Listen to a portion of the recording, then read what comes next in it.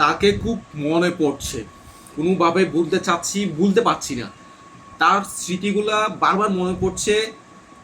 সে মানে আমার মনের ভিতরে এমনভাবে জড়িয়ে আছে, আমি তাকে ছাড়া ভালো নেই।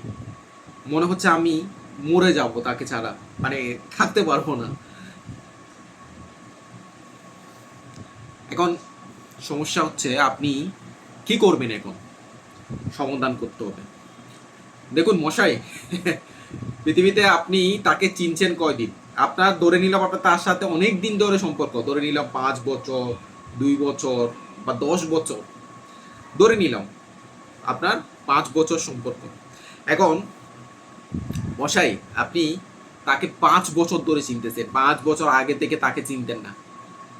এখন আপনার বয়স থেকে ওই 5 বছর বাদ দেন, তাহলে যে রেজাল্টটা আসবে, 20 বছর, 25 বছর, 30 বছর, যে রেজাল্টটা আপনার আসবে 5 বছর বাদ দেওয়ার পরে, ওই বয়সটা আপনি চিন্তা করুন যে এত বছর আপনি তাকে ছাড়া কিভাবে কাটিয়েছেন, আপনি তাকে ছাড়া কিভাবে ভালো ছিলেন, কিভাবে আপনার শৈশব ভালো গিয়েছে, কিভাবে আপনি বড় হয়েছেন তাকে ছাড়া, কেমনে সম্ভব? তো এই সব মন গলানো আবেগ বা অনিয়ন্ত্রিত আবেগ দিয়ে কখনো জীবন চলে না।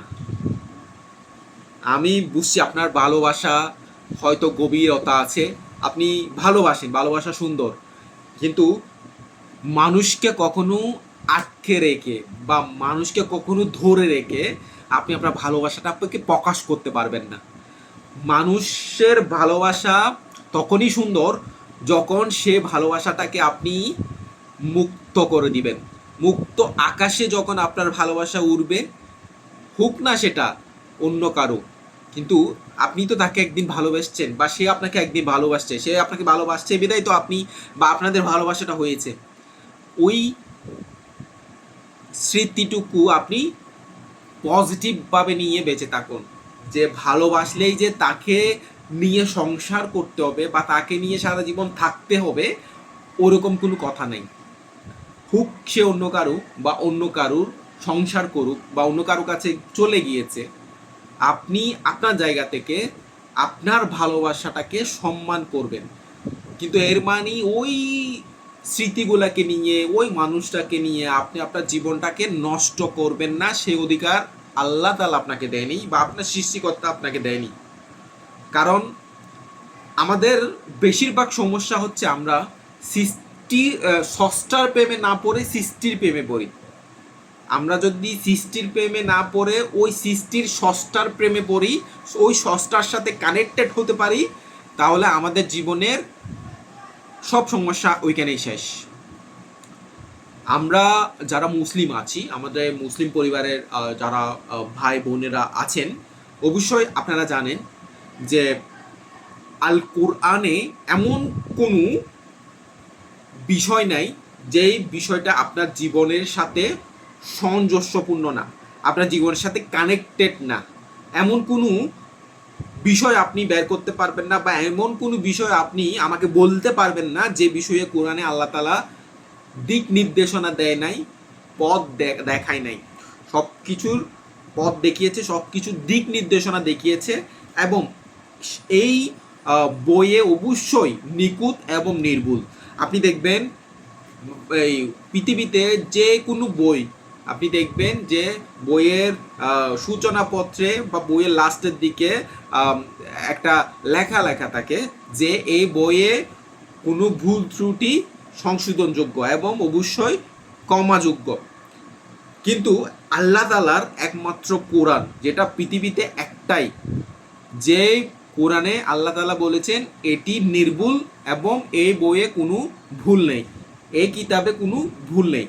তো এই জিনিসটাকে আপনি একদম চোখ বন্ধ করে বিশ্বাস করতে পারেন, এবং ইসলামিক নলেজ আপনার ভিতরে আপনি যখন বীজটা বুস্ত করে দিবেন, তখন ইনশাল্লাহ আল্লাহর রহমতে আপনি পথভ্রষ্ট হবেন না।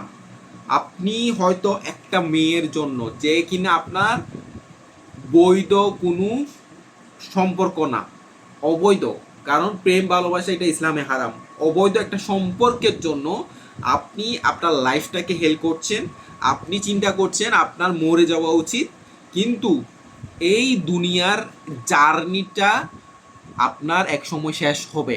আপনি যদি ওই জার্নিটা শেষ হওয়ার আগেই আপনার লাইফটাকে আপনি নিজেই ফুল স্টপ করতে চান, তাহলে অবশ্যই আল্লাহ তালার কাছে গিয়ে আপনাকে সেটার জবাবদিহিতা করতে হবে। কারণ আপনার দেহ, আপনার আত্মা কোনো কিছুই আপনার না, সব কিছুই আল্লাহর আমানত। তো আপনার ভিতরে একটা কষ্ট হচ্ছে, আপনি সেই কষ্টটাকে অ্যাকসেপ্ট করতে শিখুন। আপনার ভিতরের কষ্টটাকে আপনি যখন অ্যাকসেপ্ট করবেন, অনেক মানুষ আছে পৃথিবীতে যারা তাদের ভালোবাসার মানুষকে হারিয়েছে।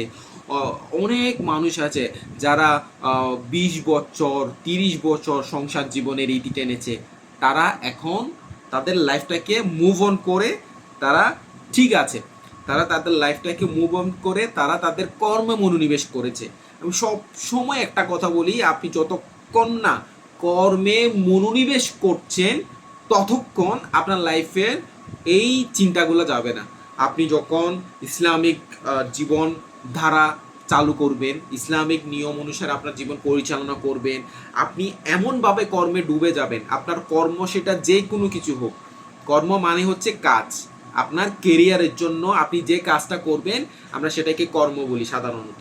তো আপনি ধরেন পেশা হিসেবে ধরেন আপনি স্টুডেন্ট, তাহলে আপনার কর্ম হচ্ছে আপনি এমনভাবে পড়ালেখা করবেন যেন আপনার থেকে ভালো কেউ না হয়। ধরেন আপনি হয়তো চাকরি করছেন, কোনো পেশায় চাকরিজীবী, তাহলে এমনভাবে ওই জায়গাটাকে এমনভাবে ডেভেলপ করতে হবে এবং এমনভাবে কাজ করতে হবে যেন আপনাকে ওভারটেক করার ক্ষমতা কারো না থাকে। মানুষ একমাত্র জীব যে কিনা চাইলেই সব পারে। তো আমরা চাই না বিদায় আমরা পারি না। আই রিপিট এগেন, আমরা চাই না বিদায় আমরা পারি না। মানুষ চাইলেই সব পারে। তো এই যে একটা সামান্য একটা সম্পর্ক যেটা কিনা আসলে মানে বৈধ না, ইসলামিক দৃষ্টিতে এটা কিন্তু বৈধ না, যে আপনার গার্লফ্রেন্ড আপনাকে ছেড়ে চলে গেছে, এটা কিন্তু ইসলামিক দৃষ্টিতে অবৈধ, এটা হারাম সম্পর্ক। আপনার হারাম সম্পর্ক আপনার থেকে চলে গেছে, এটার জন্য আপনি অবশ্যই শুকরিয়া আদায় করা উচিত যে একটা হারাম সম্পর্ক থেকে আপনি বেরিয়ে এসেছেন, একটা হারাম সম্পর্ক থেকে আল্লাহ তাআলা আপনাকে হেফাজত করেছে। তো যারা এই ভিডিওটি দেখছেন, অবশ্যই যাদের এই সম্পর্ক জনিত সমস্যার কারণে আপনাদের লাইফে হতাশা নেমে আসছে, অনেকেই ঘুমের ওষুধ খায়, অনেকে দেখা যায় অনেক এমন এমন কাজ করে যে নিজেকে কষ্ট দেওয়ার জন্য বা নিজের ভালোবাসাকে প্রমাণিত করার জন্য। তো এইসব কাজ থেকে অবশ্যই আপনারা বিরত থাকবেন, কারণ আপনার জীবন ততক্ষণ পর্যন্ত আপনার সাথে থাকবে যতক্ষণ আপনি ওই জীবনটাকে মূল্যায়ন করবেন। আমি একটা কথা সব সময় বলি, আপনার কর্ম আপনার একমাত্র ভালোবাসার জিনিস। আপনার কর্ম ছাড়া আপনি জীবনে ভালো থাকতে পারবেন না। আপনি কর্ম ছাড়া আপনি কোনো দিন মানসিকভাবে ভালো থাকতে পারবেন না। আপনি কর্মে মনোনিবেশ করুন, এমনভাবে ডুবে যান আপনার এইসব জিনিস নিয়ে ভাবার, কে আপনাকে ছেড়ে চলে গেল, কে আপনাকে নিয়ে কি করলো, কে আপনাকে কষ্ট দিল, এসব নিয়ে ভাবার আপনার সময়টা থাকবে না। Thank you so much. আশা করছি আপনি বুঝতে পেরেছেন, এবং যাদের এই সমস্যাগুলো আছে সবাই আশা করছি বুঝতে পেরেছেন। তারপরও কোনো মতামত থাকলে কমেন্ট বক্সে জানাবেন। ধন্যবাদ।